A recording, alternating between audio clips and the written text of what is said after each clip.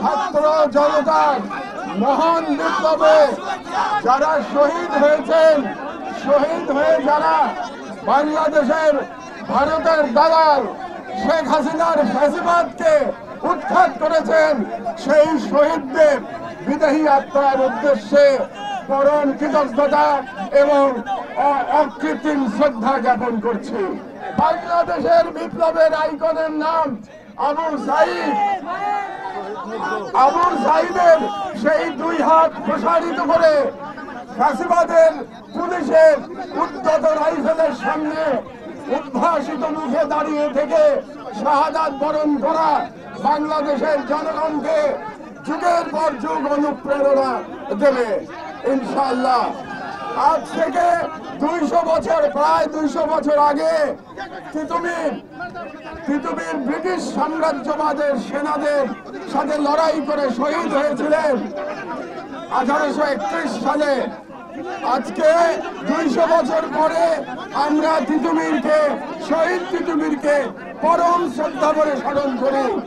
আমি আশাবাদী যে আজ থেকে 200 বছর পরে আমাদের আগামী প্রজন্ম, তখনকার বাংলাদেশের প্রজন্ম আবু সাঈদের কথা বলে তিতুমিরের মতো গর্ব অনুভব করবে। শতাব্দীর পর শতাব্দী আবু সাঈদ আমাদের কাছে বিপ্লবের আইকন হিসেবে থাকবে। বাংলাদেশে মানবতাবোধের মহানায়কের নাম বলতে গেলে আমাদের মুগ্ধের নাম মনে পড়ে। এখানকার কাছেই এই উত্তরার রাজপথে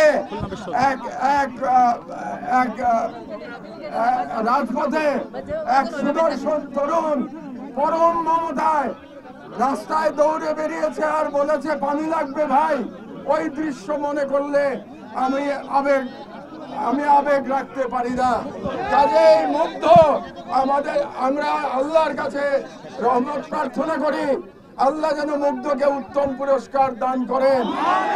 কিয়ামতের দিনে আরাফাতের ময়দানে যখন সবাই তৃষ্ণার্ত থাকবে, ইনশাআল্লাহ আমাদের মুগ্ধ তৃষ্ণার্ত থাকবে না।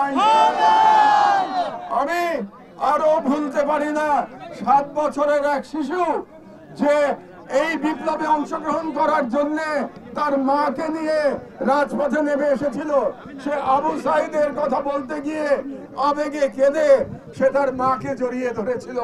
আমি সেই শিশু এবং তার মাকে আমার শ্রদ্ধা এবং কৃতজ্ঞতা জানাই। আমাদের স্মরণে রাখতে হবে যে এই ছাত্র জনতার মিলিত অভ্যুত্থানে ভারতের দালাল শেখ হাসিনার দানবীয় সরকারের পতন হয়েছে এবং আজকে শেখ হাসিনার পতনের কারণে আমরা আবার আমাদের সার্বভৌমত্ব পুনরুদ্ধার করতে পেরেছি এবং আমিও আল্লাহর রহমতে আপনাদের সামনে বাংলাদেশে ফিরে আসতে পেরেছি। আপনারা জানেন যে আমার মায়ের গুরুতর অসুস্থতার কথা শুনে একদিনের নোটিশে আমাকে আসতে হয়েছে এবং আমার মা গুরুতরভাবে অসুস্থ। তিনি 6 বছর একাকী জীবন যাপন করতে বাধ্য হয়েছেন। এখন জীবন মৃত্যুর সন্ধিক্ষণে তিনি হাসপাতালে আছেন। আর তার সঙ্গে আমার মাথার উপরে আপনারা জানেন বিগত সরকার 100-এরও অধিক মামলা দিয়ে গেছে এবং আমার লয়ার এখন পর্যন্ত 107টি মামলা হিসাব আমাকে পাঠিয়েছে। আরো মামলা থাকতে পারে এবং সেই মামলার মধ্যে একটি উদ্ভট এবং বিচিত্র এক মামলায় আমাকে 7 বছর সাজাও শুনিয়েছে এই সরকার এবং সেই মামলায় আমাদের বর্ষিয়ান সম্পাদক শফিক রহমান সাহেবের সাথে আমাকে জড়িয়েছে। শফিক ভাই খুব ভালো করেই জানেন যে ওই মামলার সাথে আমার বিন্দু মাত্র সংশ্লিষ্টতা নাই। তারপরেও শেখ হাসিনা তার বিদ্বেষ চরিতার্থ করার জন্য আওয়ামী আদালতকে দিয়ে আমাকে 7 বছরের জেল দিয়েছে।